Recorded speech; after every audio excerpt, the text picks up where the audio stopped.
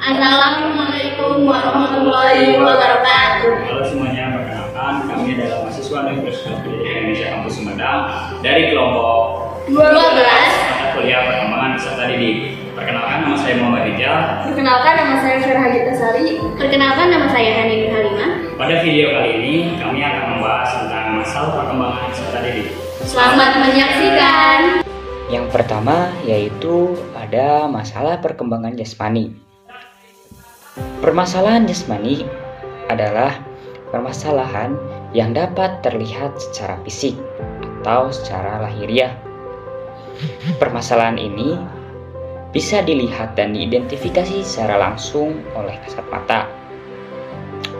Kita dapat melihatnya melalui tanda-tanda ataupun gejala-gejalanya.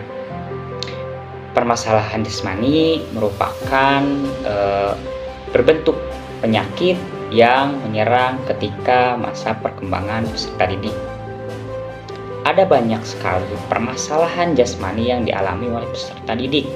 Di antaranya yaitu ada ISPA atau infeksi saluran pernafasan atas, kemudian ada diare, kemudian ada konstipasi, kemudian ada dehidrasi dari kelelahan, kemudian ada imunitas yang menurun, kemudian ada masalah gigi dan mulut, yang selanjutnya yaitu ada masalah kulit ringan, dan yang terakhir yaitu ada gangguan penglihatan.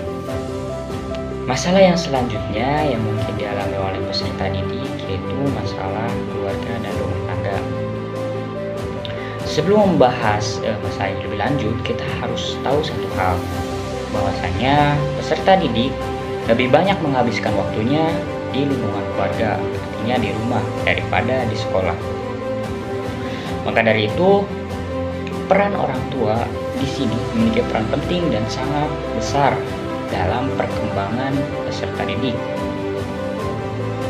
Lalu, bagaimana jika peserta didik mengalami masalah dalam lingkungan keluarganya? Mari kita bahas satu persatu. Yang pertama yaitu ada perceraian orang tua. Masalah ini muncul karena kedua orang tua yang tidak harmonis. Maka dari itu, masalah perceraian orang tua ini dapat menyebabkan anak menjadi broken home, kalau istilah zaman sekarang. Hal ini dapat menyisakan luka pada anak. Bahkan luka tersebut bisa dibawanya hingga dewasa nanti. Perceraian orang tua akan menimbulkan banyak gangguan dalam jiwa anak, mulai dari perubahan sikap, mental, bahkan sampai kepada kemunduran kemampuan belajarnya. Jadi perceraian orang tua ini akan menimbulkan sekali banyak perubahan terhadap diri anak dan menyebabkan kemunduran belajarnya. Yang kedua, masalah pada lingkungan keluarga yaitu ada orang tua yang terlalu sibuk bekerja. Hal ini juga menjadi masalah bagi anak, karena pada nantinya anak akan merasa kehilangan kasih sayang dari kedua orang tuanya. Dan secara praktis, anak akan dibesarkan secara materi saja, tanpa kasih sayang yang diberikan oleh orang tua.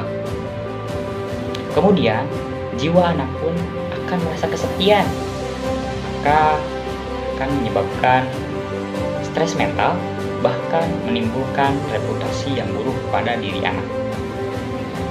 Yang selanjutnya, masalah ketiga dalam lingkungan keluarga yaitu ada pola asuh orang tua.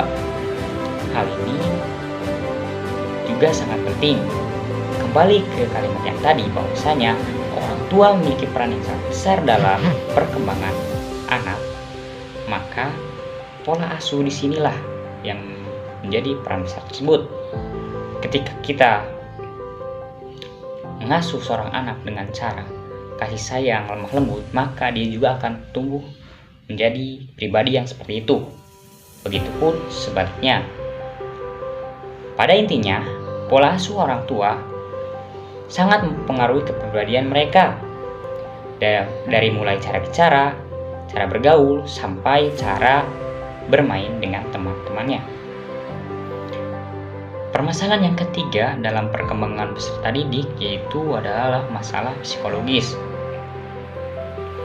Masalah psikologis adalah masalah yang berada pada aspek yang berkaitan dengan kejiwaan seseorang, biasanya sangat berkaitan dengan tingkah laku manusia.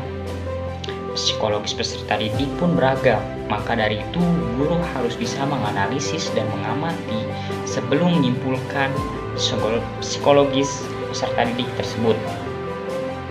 Dalam hal ini, tak sedikit anak yang mengalami masalah dalam psikologisnya dengan latar belakang dan penyebab yang berbeda-beda. Berikut adalah beberapa masalah yang terjadi dalam psikologis anak. Yang pertama ada trauma, yang kedua mogok sekolah, yang ketiga gangguan kecemasan, yang keempat psikosomatis, kelima ada hyperaktif, yang keenam ada kurangnya konsentrasi, yang ketujuh ada pemurung dan penyendiri, yang kedelapan ada masalah bicara, dan yang kesembilan ada afek dan streaming. Baik, materi selanjutnya yaitu masalah sosial. Masalah sosial adalah sebuah permasalahan yang muncul dalam masyarakat atau bisa juga diartikan sebagai kesengajaan antara situasi yang ada dengan situasi yang seharusnya. Dalam konteks ini memiliki arti permasalahan peserta didik dalam berkomunikasi dengan lingkungan sosialnya. Berikut permasalahan sosial yang dialami oleh peserta didik, yaitu yang pertama psikopat dan bullying, yang kedua antisocial personality, yang ketiga sindrom gender dan seksual, yang keempat kesulitan dalam persahabatan, yang kelima kesulitan dalam mencari teman, yang keenam merasa terasing dalam aktivitas kelompok, yang ketujuh kesulitan dalam menyesuaikan diri dalam kelompoknya, yang kedelapan kesulitan dalam menghadapi situasi lingkungan sosial yang baru. Materi selanjutnya, masalah kesulitan belajar. Kesulitan belajar adalah suatu gejala yang nampak pada peserta didik yang ditandai dengan adanya prestasi belajar yang rendah atau di bawah norma yang telah ditetapkan. Peserta didik yang mengalami kesulitan belajar adalah yang memiliki inteligensi normal, tetapi menunjukkan beberapa hal yang penting dalam proses belajar, baik dalam persepsi ingatan, perhatian, maupun fungsi motoriknya. Ciri-ciri anak berkesulitan belajar yang pertama menunjukkan adanya hasil belajar yang rendah. Yang kedua, hasil yang dicapai tidak sesuai dengan usaha yang dilakukan. Yang ketiga, lambat dalam melakukan tugas-tugas kegiatan belajar. Yang keempat, menunjukkan sikap-sikap yang kurang wajar. Yang kelima, menunjukkan perilaku yang berkelainan. Yang terakhir, menunjukkan gejala emosional yang kurang wajar. Sekian materi dari saya. Baik. Di sini saya akan memberitahu apa aja sih jenis-jenis kesulitan belajar. Nah, pasti kalian penasaran kan apa aja jenis kesulitan belajar?